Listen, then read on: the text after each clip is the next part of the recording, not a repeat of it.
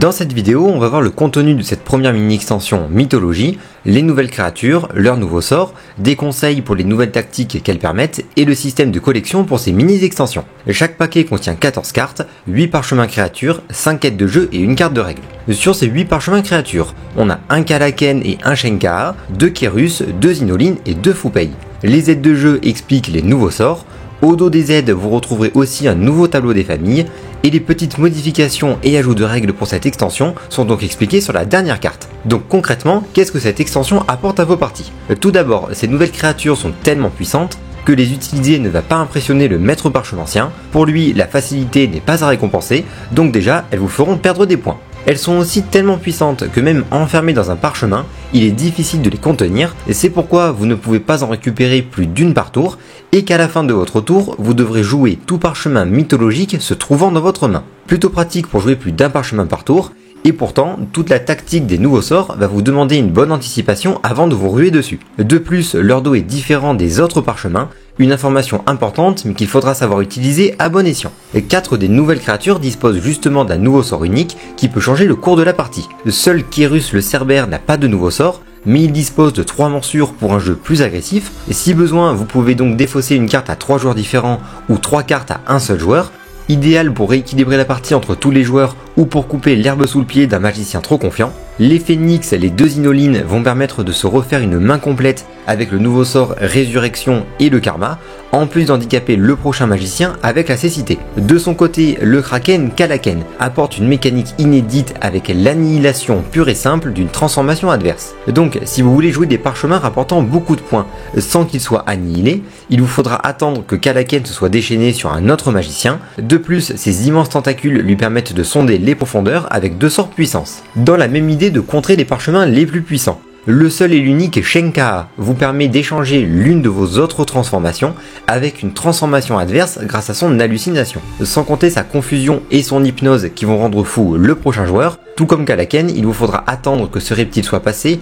ou le leurrer pour jouer vos parchemins les plus rentables. Et enfin, nous avons la chimère Fupei qui change totalement votre style de jeu en vous obligeant à ne pas recomposer de famille pour gagner un maximum de points. Un combo dévastateur avec Ebivala, mais attention à Kalaken et Shenkaa qui peuvent donc facilement détruire cette combinaison. Vous pouvez donc vous concentrer sur les parchemins rapportant le plus de points dans chaque famille, et si vous avez déjà orienté votre stratégie sur une ou plusieurs familles, Fupei vous servira tout simplement à récupérer et jouer plus de parchemins avec Ruée et Charognard. Une petite astuce avec Fupei, à 2 et 3 joueurs, son sort solitaire sera moins souvent utilisé qu'à 4 et 5 joueurs.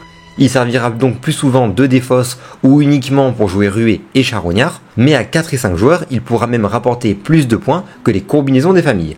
Son importance varie donc en fonction du nombre de joueurs. Ces nouvelles créatures apporteront un renouveau à vos parties, mais vous saurez dompter leur puissance et créer de nouvelles stratégies qu'à force de les utiliser. Le tableau des familles a aussi été revu pour s'adapter à cette mini-extension. Avec les nouvelles créatures, chaque famille peut accueillir un membre supplémentaire, et l'obtention de chaque nouveau membre apportera toujours plus de points. Il est donc désormais plus intéressant de se concentrer sur la recomposition d'une seule famille, plutôt que la récupération de quelques membres dans chaque famille. Et si vous le souhaitez, vous pouvez aussi utiliser ce tableau à la place de celui de base, même si vous jouez sans la mini-extension Mythologie. Concrètement, cette première mini-extension va offrir bien plus de possibilités tactiques aux joueurs aguerris, notamment grâce au sort Annihilation et Hallucination qui implique de savoir quand jouer les parchemins rapportant le plus de points pour ne pas se les faire détruire ou voler.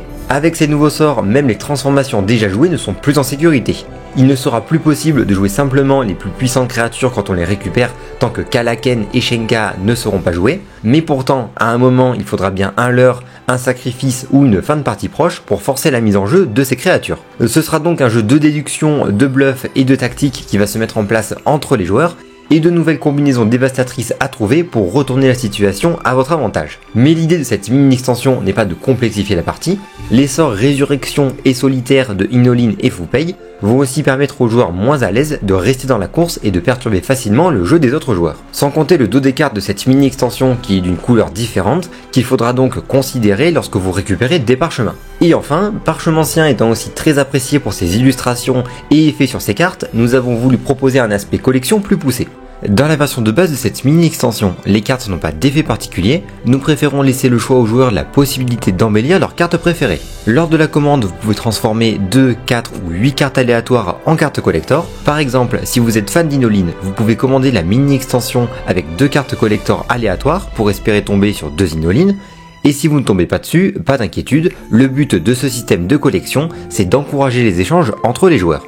Aucune carte collector n'est plus rare qu'une autre, elles sont toutes imprimées dans la même quantité. Vous pourrez donc vous rendre sur nos posts dédiés sur notre page Facebook ou Instagram pour annoncer les cartes collector que vous avez et celles que vous souhaitez pour trouver un joueur avec qui échanger. Et pour couronner le tout, le dragon Shenga existe aussi en 4 coloris. Aucun moyen de savoir sur lequel vous allez tomber, mais libre à vous de les échanger. De quoi profiter de ce système d'échange avec la version de base sans dépenser plus pour des effets collector. On espère que ces nouveautés et ce système de collection vous plairont. N'hésitez pas à poser des questions sur les nouvelles mécaniques ou à nous dire ce que vous pensez de ces nouvelles créatures mythologiques en commentaire. Bon jeu à tous!